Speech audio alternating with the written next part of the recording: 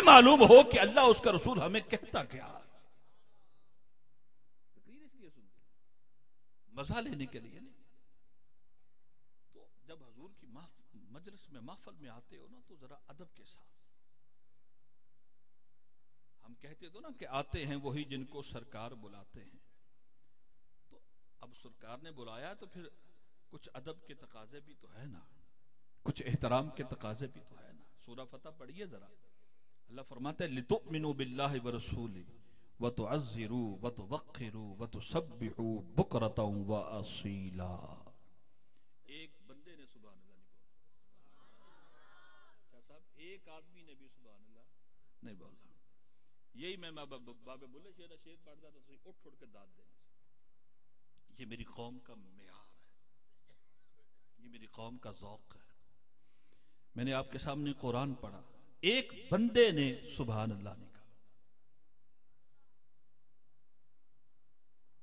जब मेयार ये हो जाएगा फकत तरन्नुम सोच, फिर जो आपकी हालत है वो आपके सामने है। अल्लाह फरमाता है ईमान लाओ अल्लाह उसके रसूल पर। उलमाए किराम खुसूसन तवज्जो फरमाए, ईमान लाओ अल्लाह उसके रसूल पर। जब ईमान ले आए अल्लाह उसके रसूल पर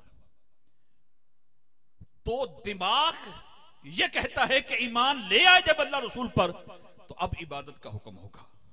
ईमान ले आए अब इबादत करो, नमाज पढ़ो, जिक्र अज़कार करो। अब ईमान तो ले आए, अल्लाह ने यह नहीं फरमाया कि ईमान लाने के बाद मेरी इबादत करो। अल्लाह फरमाता ईमान लाने के बाद मेरे महबूब का अदब और एहतराम करो। क्या बात। नारे तकबीर, नारे तकबीर, नारे रिसालत, नारे रिसालत, नारे तहकीक, नारे हैदरी, नारे गौसिया, सैयदी मुर्शिदी, सैयदी मुर्शिदी। गुलाम है, गुलाम है, गुलामी है रसूल में जो हो ना इश्क़ मुस्तफ़ा। हज़रात वकार तमाम साथी बैठेंगे। मसनदी स्टेज किसी ने बनने पर मेरे मसलक के अजीम बहार पासबानी मसलक की रजा अकीदा अहल सुन्नत के अजीम तर्जमान शहनशाह खताबत मकबूल अरब व अजम मकबूल ज़माना महबूब अवाम और अजीम गिरानी की अजीम शख्सियत हज़रत साहिबजादा पीर सैयद फ़रूक हैदर शाह साहब गिलानी अल हसनी वल हुसैनी अलूम इस्लामिया अरबिया हफ्ज़ाबाद आप तशरीफ़ लाए। मैं किबला को अपनी तरफ से और बानियानी महफिल के तमाम अरकान की तरफ से खुश आमदीद कहता हूँ। हज़रत मोहतरम बस किबला शाह साहब तशरीफ़ ले आए कि 1-2 मिनट में बात ख़त्म करके इजाज़त चाहूँगा। तो मैं कर रहा था कि अदब कीजिए, बारगाह रिसालत का अदब एहतराम। अल्लाह फरमाता है ईमान लाओ अल्लाह और उसके रसूल पर। अल्लाह रसूल पर ईमान लाने के बाद अल्लाह ने यह नहीं फरमाया कि इबादत करो, वो बाद में है। कहा ईमान लाओ अल्लाह उसके रसूल पर, फिर क्या करना है, वतुअज़्ज़िरू, मेरे महबूब का अदब करना है, एहतराम, तौक़ीर, इज्जत। अच्छा, जब एहतराम, इज्जत, अदब किया फिर क्या करना है, कहा फिर सुबह शाम मेरी इबादत, मेरा जिक्र करना। उलमा फरमाते हैं ईमान अल्लाह रसूल पर ईमान लाने के बाद अल्लाह करीम ने अपनी इबादत को मुअख्खर किया, अपने महबूब के अदब और एहतराम को मुकद्दम किया। नतीजा ये निकला कि इबादत भी उसी की कबूल है जिसके सीने में महबूब का अदब और एहतराम होगा।